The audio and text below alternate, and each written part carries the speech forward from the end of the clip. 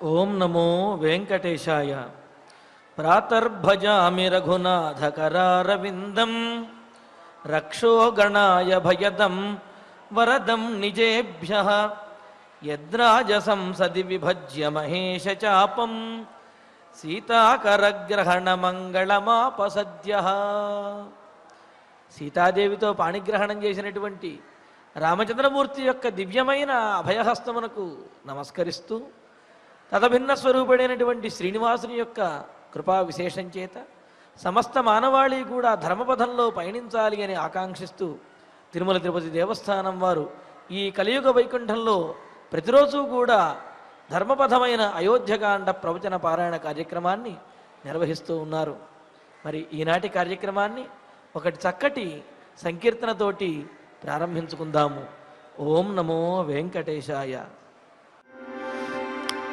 దీన రక్షకుడు అఖిల వినుతుడు దేవదేవుడు రాముడు జానకి పతి కొలువుడి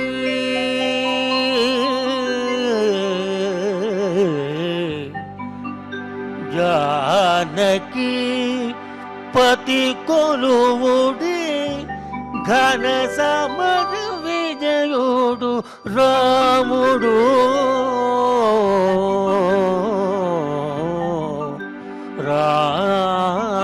రాముడు దీన రక్షకుడఖిల వినుతుడు దేవదేవుడు రాముడు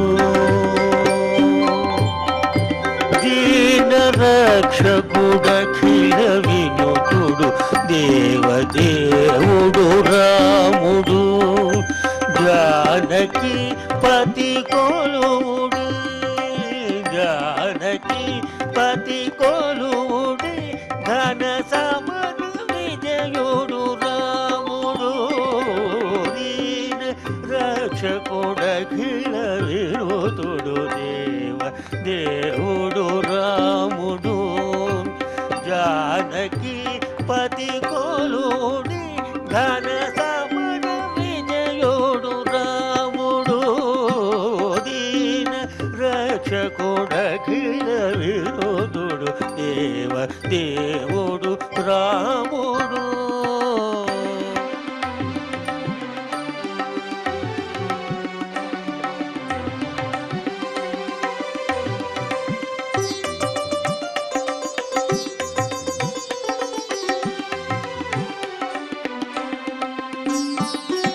అరుణి తారక బ్రహ్మ మంత్రమై అమరినర్థము రాముడు అరుణి తారక బ్రహ్మ మంత్రమై అమరినర్థము రాముడు సురలగాచి అసురుల నడతిన సూర్య కులజుడు రాముడు అరుణి తారక బ్రహ్మ మంత్రమై అమరినర్థము రాముడు సురలగాచి అసురుల నడతిన సూర్య కులజుడు రాముడు సరయురౌడును మోక్తి చోరలు జనుల కొసగెను రాముడు సరయురౌడున మోక్తి చోరలు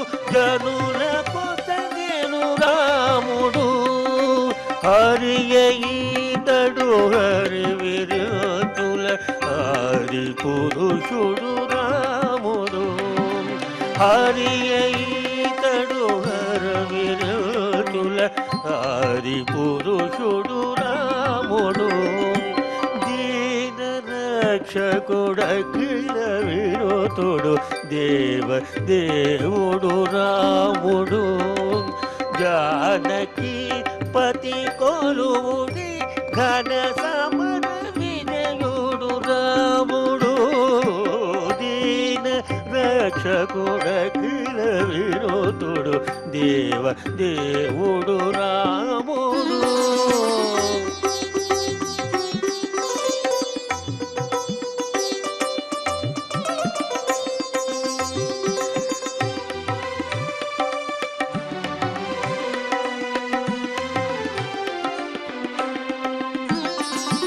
మునుల ఋషులకు అభయమొసగిన మూలమూరితి రాముడు.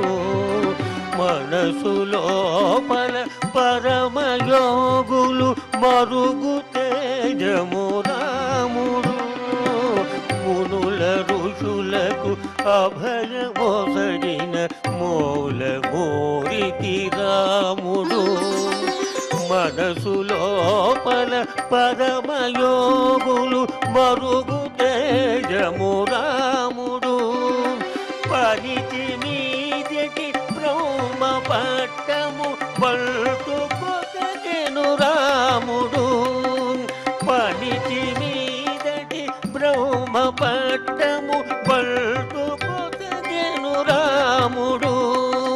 మనుజ వేషము తోడన గజకు మంత్రమాయను రాముడు. మనుజ వేషము తోడన గజకు మంత్రమాయను రాముడు.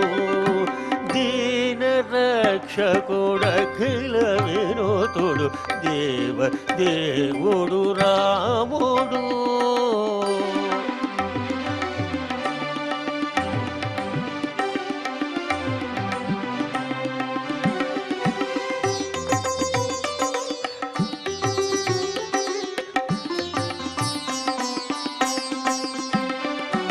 బలిమి మింకిన దైవికముతో భక్త సులభుడు రాముడు. బలిమి మింకిన దైవికముతో భక్త సులభుడు రాముడు. నిలిచి తన సరిలేని వేలుపు నిగమవధుడు రాముడు. బలిమి మింకిన దైవికముతో భక్త సులభుడు రాముడు. నిలిచి తన సరిలేని వేలుపు నిగమవధుడు రాముడు. మెలుపు శ్రీ వెంకటగిరీంద్రము మీది దేవుడు రాముడు. మెలుపు శ్రీ వెంకటగిరీంద్రము మీది దేవుడు రాముడు. వెలసెవావి పాటి లోపలి వీర విజయుడు రాముడు. వెలసెవావి పాటి లోపలి వీర విజయుడు రాముడు. దీన రక్షకుడఖిల వినుతుడు దేవదేవుడు రాముడు. జానకి పతి కొలువుడి జానకి పతి కొలువుడి ఘన సమర విజయుడు రాముడు. దీన రక్షకుడఖిల వినుతుడు దేవదేవుడు రాముడు. శ్రీరామ జయ రామ జయ జయ రామ. శ్రీరామ జయ రామ జయ జయ రామ. శ్రీరామ జయ రామ జయ జయ రామ. శ్రీరామ జయ రామ జయ జయ రామ. జయ జయ రామ జయ జయ రామ.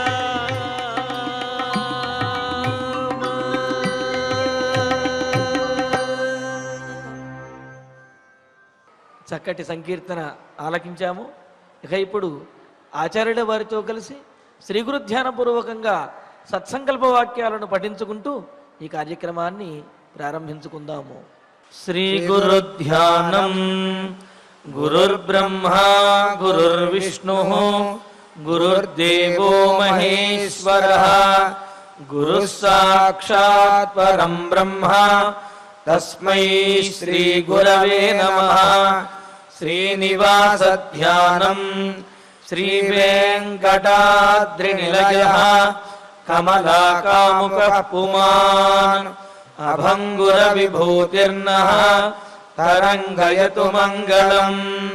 అధ సంకల్పః శ్రీమదాదివరాహ క్షేత్రే విరాజమానస్య శ్రీ పద్మావతీ జానేః అఖిలాండకోటి బ్రహ్మాండ నాయకస్య శ్రీరామచంద్ర రూపాంతరస్య భగవతః శ్రీ వెంకటేశ్వర స్వామినః సన్నిధౌ హనుమత్ సీతా లక్ష్మణ భరత శత్రుఘ్న పరివార సమేత శ్రీరామచంద్ర పరబ్రహ్మణః పరిపూర్ణానుగ్రహేణ అస్మిన్ భువనే సమస్తాధివ్యాధీనాం నివారణార్థం భారతవర్షే విద్యా విత్త వాణిజ్య కృషి వైద్య వైజ్ఞానిక దేశ రక్షణాది రంగేషు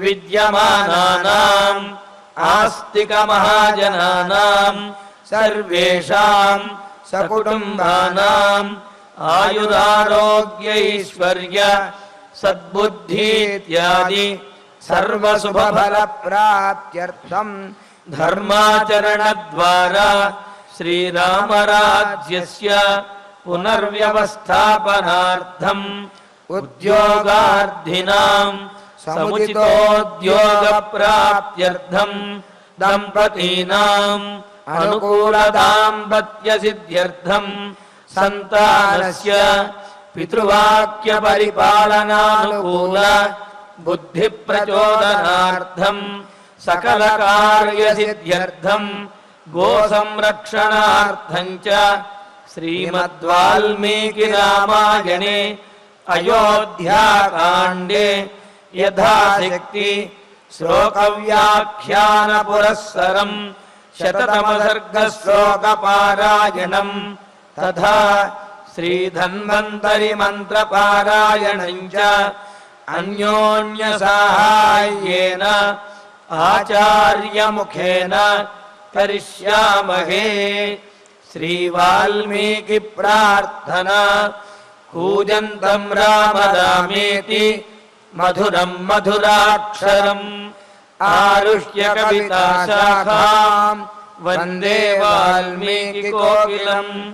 శ్రీ ఆంజనేయ ప్రార్థనా మనోజవం మారుతతుల్య వేగం జితేంద్రియం బుద్ధిమతాం వరిష్టం వాతాత్మజం వానరయూధ ముఖ్యం శ్రీరామదూతం శిరసా నమామి. శ్రీరామాయణ ప్రార్థనా వాల్మీకి గిరి సంభూత రామసాగరగామిని పునాతి భువనం పుణ్య రామాయణ మహానది. శ్రీరామ ప్రార్థనా అయోధ్యాఖ్యేతు గుర్వర్ధే త్యక్త్వా రాజ్యం గిరౌ వసన్ పాదుకే భరతాయాదాత్ సరామ శరణం మమ. శ్రీరామచంద్ర పరబ్రహ్మణే నమః. అథ శ్రీమద్ రామాయణే ఆదికావ్యే అయోధ్యాకాండే శతతమః సర్గః. శ్రీమన్నారాయణ చరణౌ శరణం ప్రపద్యే. శ్రీమతే నారాయణాయ నమః. శ్రీరామాయ నమః. కచ్చిదర్థం వినిశ్చిత్య లఘుమూలం మహోదయం క్షిప్రమారభసే కర్తుం నదీర్ఘయసి రాఘవా. రామచంద్రమూర్తి తన వద్దకు వచ్చిన తాను చిత్రకూట పర్వత ప్రాంతంలో ఉంటే వనవాసంలో తన వద్దకు వచ్చినటువంటి భరతునితోటి ఈ విధంగా మాట్లాడుతూ ఉన్నాడు. భరతుడు అయోధ్యానగరంలో ఆ రాజ్యంలో రాజ్యపాలన ఏ విధంగా చేస్తున్నాడు అనే విషయాన్ని ప్రశ్నిస్తూ ఏ విధంగా చెయ్యాలో అనే విషయాన్ని కూడా సూచిస్తూ ఉన్నాడు. మరి మంత్రాంగం అనేది ఎంత రహస్యంగా ఉండాలనే విషయాన్ని తెలియజేసి ఇంకా ఇప్పుడు ఏదైనా కార్యాన్ని చేయదలుచుకున్నప్పుడు అది తప్పనిసరిగా చేయవలసిన పరిస్థితిలో ఉన్నప్పుడు దానిని ముందుగానే పూర్తి చెయ్యాలి. అంతేగాని వచ్చినప్పుడు చూసుకుందాంలే తర్వాత చేద్దాంలే అనే మందగొండితనం ఆలస్యం అనేది పనికిరాదు అనే విషయాన్ని గుర్తు చేస్తూ లఘుమూలం మహోదయం. పైగా ఏదైనా పని చేస్తే చిన్న ప్రయత్నంతో పెద్ద లాభం అనేది వచ్చే విధంగా చెయ్యాలి అన్నారు. అందుకనే అంటారు శాస్త్రంలో ఏకాక్రియ ద్వ్యర్థకరీ భవతి భవేత్ అని చెప్పి అంటారు. అంటే ఒక్క పని కనుక చేస్తే కనీసం 2 ప్రయోజనాలు కలగాలి అని చెప్పి అన్నారు. అందుకనే చెబుతారు ఆమ్రాశ్చ సిక్తా పితరశ్చ ప్రీణితా అని చెప్పి అంటూ పితృదేవతలకు తర్పణం ఇస్తూ ఉన్నారు.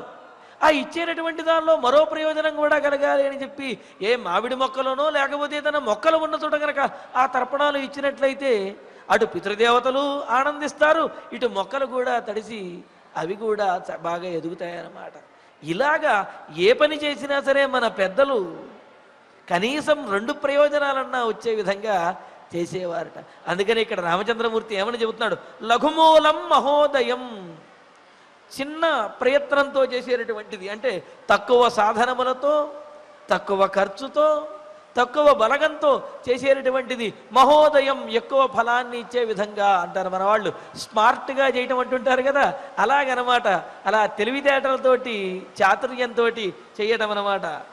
అటువంటిదైన కార్యం అర్థం వినిశ్చిత్య, అటువంటి కార్యాలను నిశ్చయించుకుని ఏది ఎప్పుడు చేయాలి ఎలా ప్రారంభించాలి నిశ్చయించేసుకుని క్షిప్రం కర్తుం ఆరభసే కచ్చిత్, వెంటనే చెయ్యటానికి అంటే ఏమిటి, తప్పనిసరిగా చెయ్యాలి ఆ కార్యం వల్ల ఫలితం అనేది ఉన్నది అన్నప్పుడు ఆ కార్యాన్ని ఆచరించి తీరాలన్నప్పుడు వెంటనే ఆ కార్యాన్ని మంచి రోజు చూసి మొదలుపెట్టేయాలి తప్ప దాని గురించి ఎక్కువగా ఆలోచిస్తూ ఎక్కువ ఆలస్యం అనేది చేయకూడదు అని అన్నారు.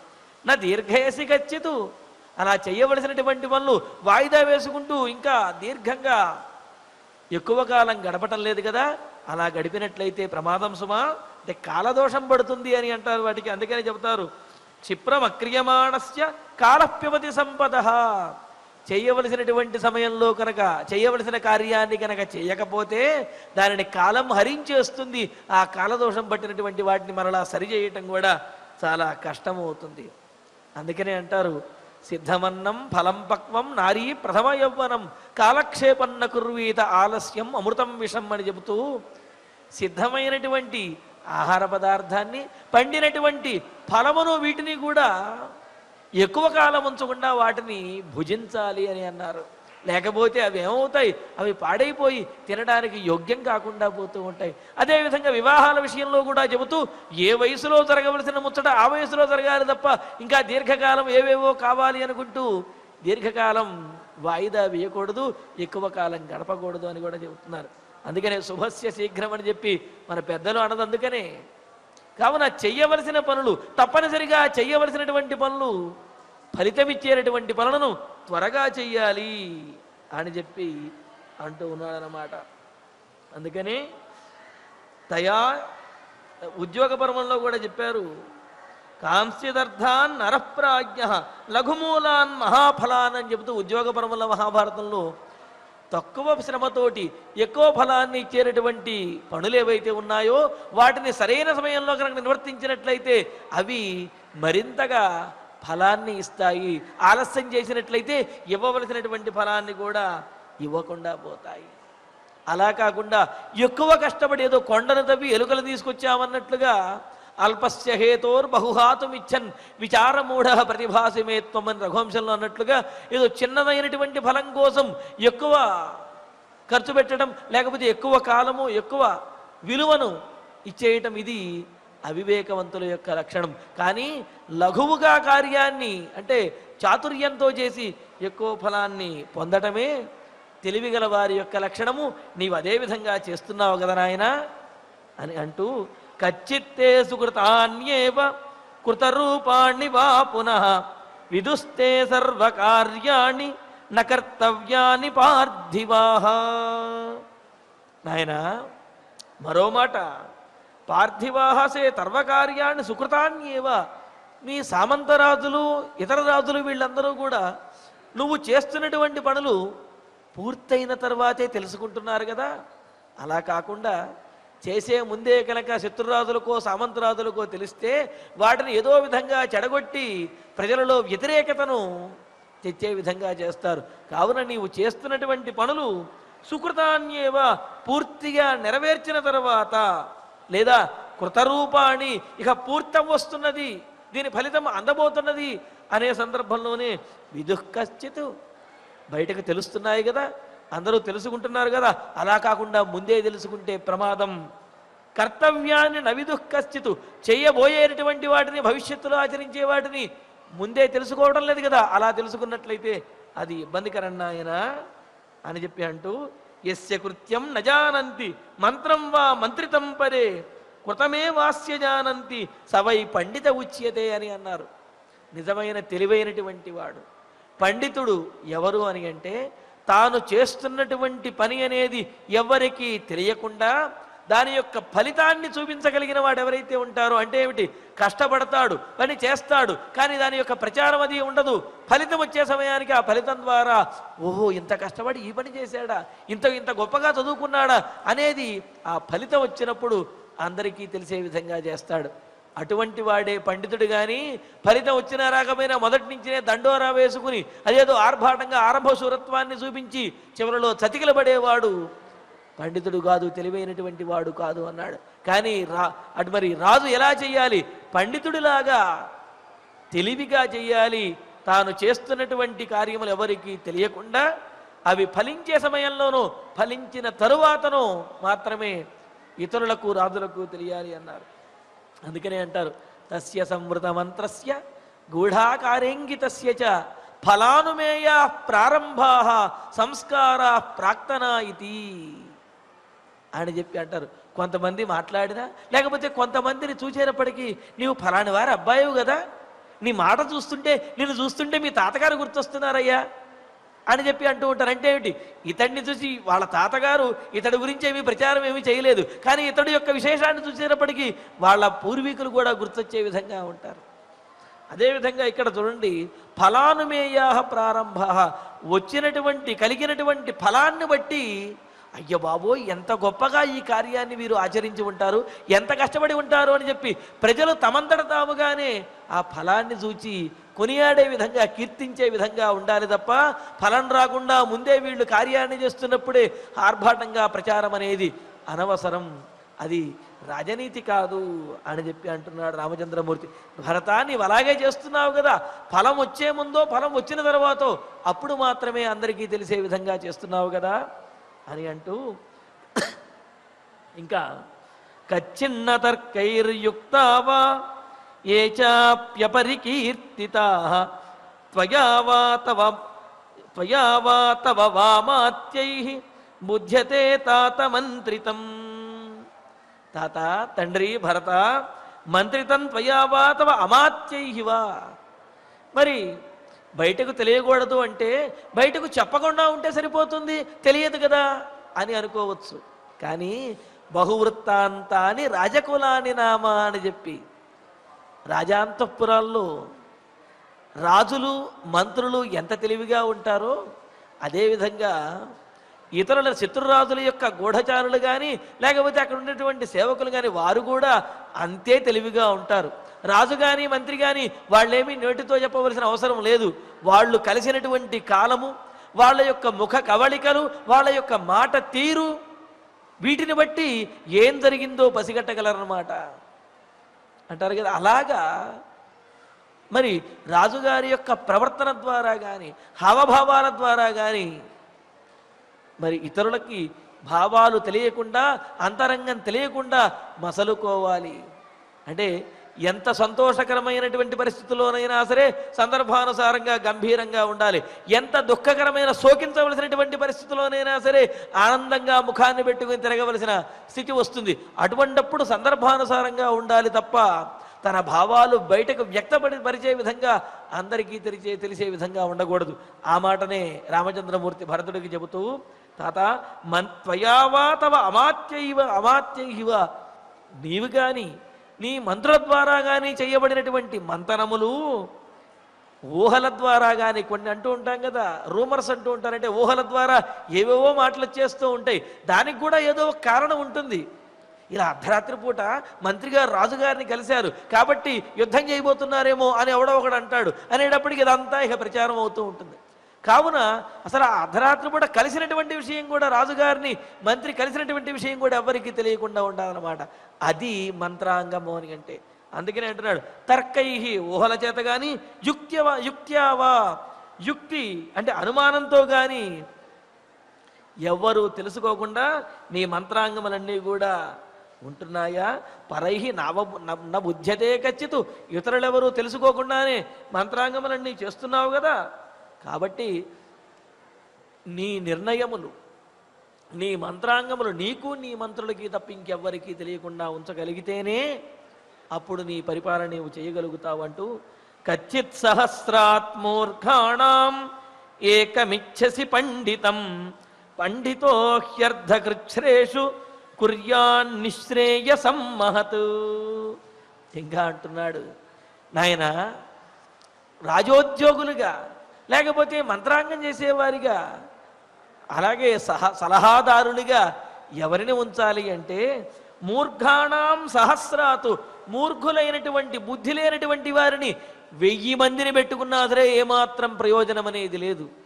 కానీ పండితం ఏకం, విమృశ్యకారి అయిన అంటే ఏమిటి, యుక్తాయుక్త విచక్షణా జ్ఞానము, సందర్భోచితమైనటువంటి నిర్ణయములు, ప్రజానురంజకంగా రాజుకి సలహాలు ఇవ్వటము, ఇవన్నీ చెప్పగలిగిన వాడు. అంటే తాను ఇచ్చేటటువంటి సలహాతో రాజుగారికి ప్రజలలో గొప్ప పేరు రావాలి, తద్వారా రాజ్యానికి మేలు జరగాలి, తద్వారా శత్రువుల యొక్క బాధ ఉండకూడదు, తద్వారా ఎవరు కూడా వేలెత్తి చూపకూడదు. అటువంటి సలహాను ఇచ్చేటటువంటి వారిని రాజుగారు ఎంచుకుని దగ్గర ఉంచుకోవాలి తప్ప ఎవరిని పడితే మూర్ఖులు అనేటువంటి వారిని 1000 మందిని పెట్టుకున్నా సరే ప్రయోజనం లేదు. ఏకం ఇచ్చసి కచ్చితు, మరి అటువంటి వారిని, పండితులైనటువంటి వారిని, బుద్ధిమంతులని నువ్వు 1000 మందిని ఒక్కడినే ఉంచుకుంటే 1000 మంది మూర్ఖులను విడిచిపెట్టైనా సరే ఒక్కడిని బుద్ధిమంతులు లాంటి వాడినే నీతో పాటు ఉంచుతున్నావు కదా, నీ పక్కన ఉంచుకుంటున్నావు కదా వారిని. ఎందుకంటే అర్ధకృచ్ఛేషు పండిత మహత్ నిశ్రేయసం కుర్యాత్. ఎందుకయ్యా అంటే ఆపత్కర పరిస్థితుల్లో, విపత్కర పరిస్థితుల్లో, దిక్కుతోచనటువంటి సందర్భంలో, శత్రువులు దాడి చేసేటటువంటి సందర్భంలో, రాజ్యంలో విపత్తులు వచ్చినప్పుడు తెలివైనటువంటి వాడు మాత్రమే, ప్రజ్ఞావంతుడు మాత్రమే రాజుగారికి సరైనటువంటి సలహా ఇచ్చి అతడిని చక్కగా నడిపించగలుగుతాడు. లేని పక్షంలో రాజుని తప్పుదోవ పట్టిస్తాడు, తద్వారా ప్రజలలో వ్యతిరేకత అనేది కలుగుతుంది అని అన్నాడు. పండిత మహత్ నిశ్రేయసం కుర్యాత్, గొప్ప లాభాన్ని, మేలును, తిరుగులేనటువంటి ఉపాయాన్ని కూడా బోధిస్తాడు. అటువంటి వాడినే నీవు మంత్రిగాను సలహాదారుగాను ఉంచాలి తప్ప 1000 మంది మూర్ఖులతో ప్రయోజనం లేదు. అందుకనే సంతానం విషయంలో కూడా చెబుతారు ఏమని అంటే, చాలామంది కంటే కూడా యోగ్యుడైనటువంటి వాడు ఒక్కడున్నా సరే సరిపోతుంది, అయోగ్యులైనటువంటి వారు ఎంతమంది ఉంటే మాత్రం ప్రయోజనం ఏమిటి అంటూ, ఏకేనాపి సుపుత్రేణ సింహీ స్వపితి నిర్భయం సహైవ దశభిః పుత్రైః భారం వహతి గర్ధభి అంటూ, సింహం లాంటి కొడుకు ఒక్కడున్నా చాలుట ఆ తల్లిదండ్రులు ఎంతో ఆనందంగా ఉంటారు. గాడిదలు లాంటి వాళ్ళు ఎంతమంది ఉన్నా ఆ తల్లిదండ్రులకు శ్రమ అనేది తప్పదు అని చెప్పి అంటున్నారు. కావున ఉపయోగకరమైనటువంటి వాడు, బుద్ధిమంతుడు, ప్రజ్ఞావంతుడైనటువంటి వాడు, మంత్రి లేకపోతే సలహాదారు ఒక్కడ ఉన్నా సరే అది రాజుగారికి ప్రయోజనము. అనవసరమైనటువంటి సలహా ఇచ్చేవాళ్ళు ఎంతమంది ఉన్నా సరే అది వారి వల్ల రాజుగారికి నష్టమే అని చెబుతూ, మరి ఇదే విషయాన్ని చెబుతూ, సహస్రాణ్యపి మూర్ఖాణం యద్యుపాస్తే మహీపతి అథవాప్యయుతాన్యేవ నాస్తి తేషు సహాయత. మూర్ఖులైనటువంటి వారు 1000 మందిని పెట్టుకున్నా, 10,000 మందిని పెట్టుకున్నా, ఎంతమంది తెలివి కలిసినప్పటికీ కూడా అది తెలివి తెల్లారినట్టుగానే ఉంటుంది తప్ప దానివల్ల ప్రయోజనం అనేది ఉండదు. అంతే కదండి, మురికి నీరుని ఎన్ని గ్లాసుల్లో తీసుకొచ్చి ఒక గంగాళంలో పోసినా సరే అదంతా మురికి నీరే అవుతుంది, కానీ ఎక్కువ కలిపాం కదా అని చెప్పి మురికి నీరు శుద్ధమైన నీరు అవుతుందా? అవ్వదు కదా. అందుకనే ఇక్కడ కూడా చెబుతున్నాడు, ఒకవేళ మహీపతి రాజు కనుక మూర్ఘాణం సహస్రాన్ని చెప్పి 1000 మంది మూర్ఖులను కానీ అయుతానివ 10,000 మంది లేకపోతే 1,00,000 మందినైనా సరే దరిచేర్చినట్లయితే, అంటే దగ్గరకు తీసుకున్నట్లయితే, వారిని కనుక నమ్మినట్లయితే తేషు సహాయత నాస్తి, వారి వల్ల 10 మంది కాదు 1000 మంది కాదు 1,00,000 మంది ఉన్న అటువంటి మూర్ఖుల వల్ల ప్రయోజనం లేదు, పైగా నష్టమే అని చెప్పి అన్నారు. అందుకనే మూర్ఖుడు అంటే ఏమిటి? అవివేకి, తెలియనటువంటి, అంటే ఏ సందర్భానికి ఏ మాట మాట్లాడాలి, ఏ నిర్ణయం తీసుకోవాలి, ఏ విధంగా రాజుకి మేలు చేయాలి అని తెలియనటువంటి వాడు. అటువంటి వాడిని ఎంతమందిని పెట్టుకున్నా ప్రయోజనమేమున్నది అని అంటున్నాడు.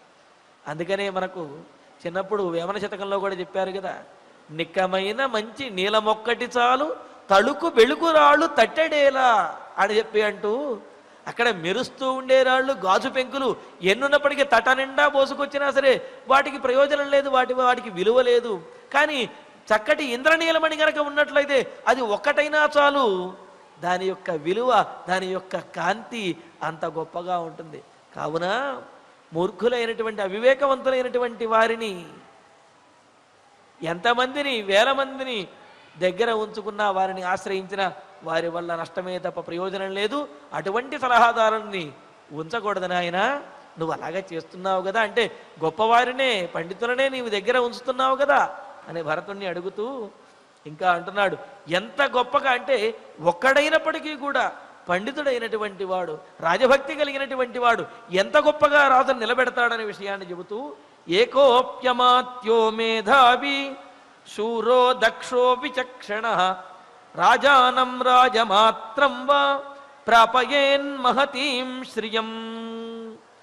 మేధావి, మేధస్సు కలిగినటువంటి వాడు, తెలివితేటలు కలిగినటువంటి వాడు అంటే ఏమిటి? ఇతరులు చెప్పినటువంటి మాటలలో ఉన్నటువంటి ఆంతర్యాన్ని గ్రహించి దాన్ని ధారణ చేయగలిగిన, గుర్తుంచుకోగలిగినటువంటి వాడు, అతడిని మేధావి అని అన్నాడంటే ఏమిటి? ధారణాశక్తి కలిగి బుద్ధి, ధారణాశక్తితో కూడినటువంటి బుద్ధి కలిగినటువంటి వాడిని మేధావి అన్నారు. అటువంటి మేధావి శూరహ, స్థిరమైనటువంటి బుద్ధి కలిగిన వాడు. అంటే ముందొక ఆలోచన తర్వాత ఒక ఆలోచన కాకుండా ప్రారంభించేటప్పుడు ఏ బుద్ధి అయితే ఉన్నదో ఆ కార్యం చేసేటప్పుడు ఫలం వచ్చే వరకు కూడా అదే విధమైనటువంటి పట్టుదల కలిగినటువంటి వాడు. విచక్షణ, నీతిశాస్త్రము తెలిసినవాడు, సందర్భోచితంగా వ్యవహరించగలిగినటువంటి అమాత్య, మంత్రి. ఏకః అపి, అటువంటి వాడు ఒక్కడ ఉన్నా చాలు.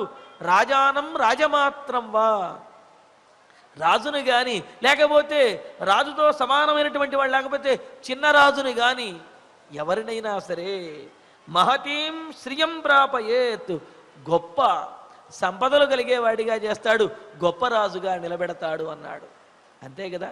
చాణక్య చంద్రగుప్తుల్లో మరి ఆ చాణక్యుని యొక్క తెలివితోటే చంద్రగుప్తుడు కూడా ఎంత గొప్పగా ఎదిగాడు, ఎంత గొప్పగా రాజ్యాన్ని పరిపాలించాడు అనే విషయం కూడా మనం తెలుసుకున్నాం కదా చరిత్రలో. అంటే ఆ గొప్పవాడైనటువంటి ఒక్క మంత్రి ద్వారానే అతడు రాజు, పెద్ద రాజైనా చిన్న రాజైనా సరే గొప్పగా వెలుగొందుతాడు అని చెప్పి అన్నారు. అంటే రాజు సమర్థుడు కాకపోయినా మంత్రి సమర్థుడైనా సరే రాజుని సమర్థవంతుడిగా చేయగలడు అని చెప్పి అన్నారు. మరి సమర్థుడు అని అన్నారు, గొప్ప మంత్రి అని అన్నారు. మరి ఆ గొప్ప మంత్రిని ఎలా గుర్తించడం? అతని మొహం మీద ఏమైనా రాసి ఉంటుందా, వీడు తెలివైనటువంటి మంత్రి అని? వాడి మొహం మీద ఏం రాసి ఉండదు కదా. మరి అటువంటి గొప్ప మంత్రి అని చెప్పి ఎలా గుర్తించగలుగుతాం అని అంటే దానికి కూడా మనకు శాస్త్రంలో చెబుతున్నారు. వారి యొక్క లక్షణాలను బట్టి అటువంటి వాడు ఎటువంటి వాడనే విషయాన్ని గుర్తించవచ్చును అని అంటూ, యస్వేకో బహుభిశ్రేయాన్ కామంతేన గణం త్యజేత్ అంటూ, ఒక్క గొప్పవాడైన తెలివైనటువంటి వాడి గురించి ఎంతమందినైనా మూర్ఖుల్ని విడిచిపెట్టేయచ్చు అని అంటూ, శ్రేయసో లక్షణం త్వేతతు విక్రమో యస్య దృశ్యతే అంటూ, పరాక్రమం కలిగినటువంటి వాడు అంటే భయం లేనటువంటి వాడు. భయం ఎప్పుడుండదు. తాను రుజుమార్గంలో నిజాన్ని మాట్లాడుతూ రాజుగారికి అనుకూలమైనటువంటి పనులు చేసేవాడికి రాజుగారి దగ్గర కూడా భయం ఉండదు. అంతేకాదు కీర్తి ప్రధాన, తాను చేసేటటువంటి పని ద్వారా తనకు రాజుగారికి కూడా మంచి పేరు రావాలి అనుకునేవాడు. అంతేగాని ఏది చేసైనా సరే ఈ కార్యాన్ని సాధిద్దాం, చెడ్డ పేరు వచ్చినా సరే అనుకునేవాడు సరైన వాడు కాదు. మంచి పేరు వచ్చే విధంగా కష్టపడి పనిచేసేవాడు. అలాగే సమయే యస్య తిష్టతి, సమయానికి సందర్భానుసారంగా కాలాతీతం కాకుండా సరైనటువంటి సమయానికి వచ్చేటటువంటి వాడు. అదేవిధంగా సమర్థాన్ పూజయేద్యశ్చ స్వార్థే స్పర్ధయతే చ యః అని చెప్పి అంటూ, స్పర్ధ ఏదైనా పోటీ వచ్చినప్పుడు ఎదురు తిరగకుండా ఆ పోటీకి నిలబడేటటువంటి వాడు. అలాగే కామాత్ భయాత్ క్రోధాత్ లోభాత్వ ధర్మం అసృజన, అంటే కామంతో కానీ భయంతో కానీ అత్యాశతో కానీ ఇలాగా వీటి వలన తనకిచ్చినటువంటి కార్యాన్ని విడిచిపెట్టనటువంటి వాడు. అంటే వీటి ఈ లోభములకు లోబడి కార్యాన్ని విడిచిపెట్టడము, లేకపోతే కార్యాన్ని మరో రకంగా చేసేవాడు అతడు సరైనటువంటి మంత్రి కాదు. అలాగే ఇతరులు ఇచ్చేటటువంటి ప్రలోభాలకి లోను కానిటువంటి వాడు ఎవరైతే ఉంటాడో అటువంటి వాడు నిజమైనటువంటి చక్కని వివేకవంతుడైన పండితుడైనటువంటి నమ్మకస్తుడైనటువంటి మంత్రి. అటువంటి వాడినే రాజుగారు తనతో పాటు ఉంచాలి అని చెప్పి అన్నారు. కావున ఈ లక్షణాలన్నీ కూడా వారి వ్యవహారాన్ని బట్టి కొంతకాలంలో వెంటనే తెలుస్తాయి. అందులో మంత్రుల గురించి తెలుసుకోవటానికి కూడా రాజుగారికి ఎన్నో ఉపాయాలు ఉన్నాయి. కావున తెలుసుకుని సమర్థుడైన నిజాయితీపరుడైన మంత్రులను దగ్గర ఉంచుకుని వారి ద్వారా మంత్రాంగం చెయ్యాలి నాయనా అని అంటూ, మరి ఇంకా సేవకులని ఏ విధంగా నియోగించాలి అనే విశేషాన్ని కూడా తెలియజేస్తున్నాడు. మరి ఆ సేవకులలో కూడా కచ్చిన్ముఖ్యా మహత్స్వేవ మధ్యమేషు చ మధ్యమాః జఘన్యాస్తు జఘన్యేషు భృత్యా కర్మసు యోజితాః అని చెబుతూ, ఉత్తములు మధ్యములు సామాన్యులు అని చెబుతూ ఈ విధంగా సేవకులు ఉంటారు. వారిలో ఆత్మీయమైనటువంటి ఆంతరంగికమైనటువంటి కార్యములకు ఉత్తములను, సాధారణమైనటువంటి కార్యములకు అంటే మిగతా వాటికి మధ్యములను, దూరంగా ఉండి చేసేటటువంటి కార్యములకు సామాన్యులను కూడా రాజు నియోగించాలి. అప్పుడే రాజుకు రక్షణ అనేది ఉంటుంది అన్నారు. మరి ఇంకా ఇందులో ఉన్నటువంటి మరిన్ని విశేషాలను తరువాతి ప్రవచనంలో తెలుసుకుందాము. ఇక ఇప్పుడు ఆచార్యుల వారి ద్వారా శ్లోకాలను పారాయణ చేసుకుందాము. కచ్చిదర్థం వినిశ్చిత్య లఘుమూలం మహోదయం క్షిప్రమారభసే కర్తుం నదీర్ఘయసి రాఘవ కచ్చిత్తేసు కృతాన్యేవ కృతరూపాణి వా పునః విదుస్తే సర్వకార్యాణి న కర్తవ్యాని పార్థివా కచ్చిన్న తర్కైర్యుక్త్యా వా ఏ చాప్యపరికీర్తితాః త్వయా వా తవ వామాత్యైః బుధ్యతే తాతమంత్రితం కచ్చిత్ సహస్రాన్ మూర్ఖానాం ఏకమిచ్చసి పండితం పండితోహ్యర్థకృచ్ఛ్రేషు కుర్యాన్నిశ్రేయసం మహత్ సహస్రాణ్యపి మూర్ఖానాం యద్యుపాస్తే మహీపతిః అథవాప్యయుతాన్యేవ నాస్తి తేషు సహాయత ఏకోప్యమాత్యో మేధావి శూరో దక్షో విచక్షణః రాజానం రాజమాత్రం వా ప్రాపయేన్మహతీం శ్రియం इति శ్రీమద్ रामायणे आदिकाव्ये अयोध्याकाण्डे शततमे सर्गे షట్శ్లోకాః ఫలశ్రుతి నుండి మంగళాంతం వరకు అందరము కలిసి ఆచార్యుల వారితో కలిసి పారాయణ చేస్తూ ఈ కార్యక్రమాన్ని పరిపూర్ణం చేసుకుందాం. ఫలశ్రుతి ఆయుష్యమారోగ్యకరం యశస్యం సౌభ్రాతృకం బుద్ధికరం సుఖం చ శ్రోతవ్యమేతన్నియమేన సద్భిః ఆఖ్యానమోజస్కరమృద్ధికామైః శ్రీరామచంద్ర పరబ్రహ్మణే నమః.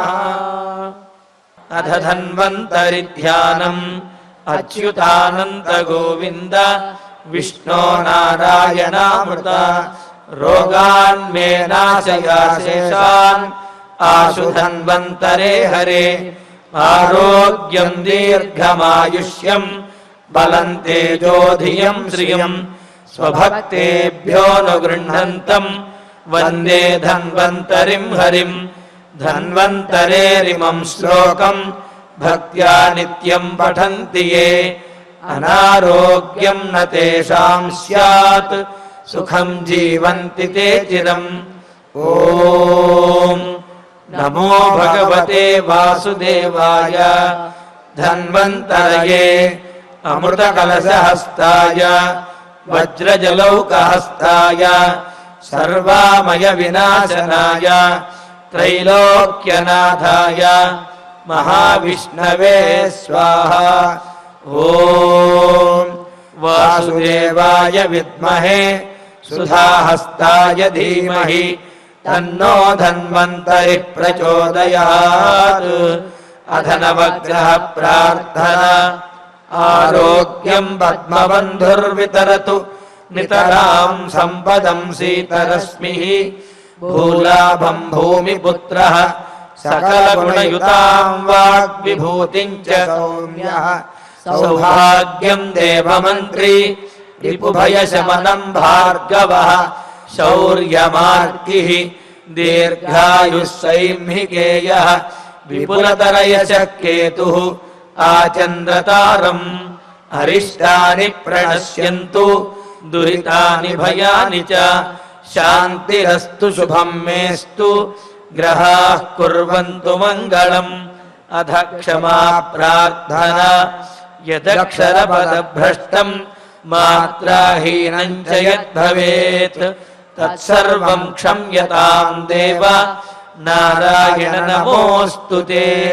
అథ భగవత్సమర్పణం కాయేన వాచా మనసేంద్రియైర్వా బుద్ధ్యాత్మనా వా ప్రకృతే స్వభావాత్ కరోమి యద్యత్ సకలం పరస్మై నారాయణాయేతి సమర్పయామి. అధ మంగళం శ్రియః కాంతాయ కళ్యాణ నిధయే నిధయేర్దినాం శ్రీవేంకట నివాసాయ శ్రీనివాసాయ మంగళం. నమో వెంకటేశాయ. నమో వెంకటేశాయ.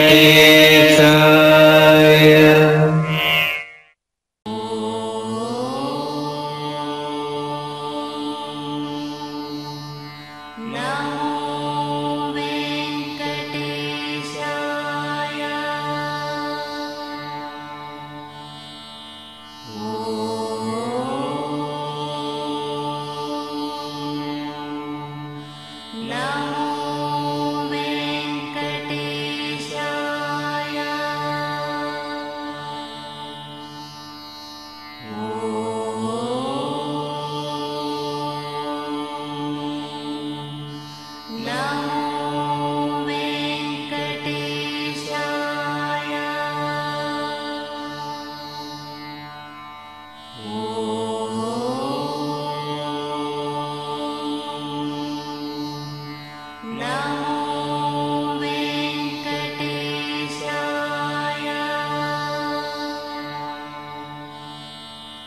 ఓ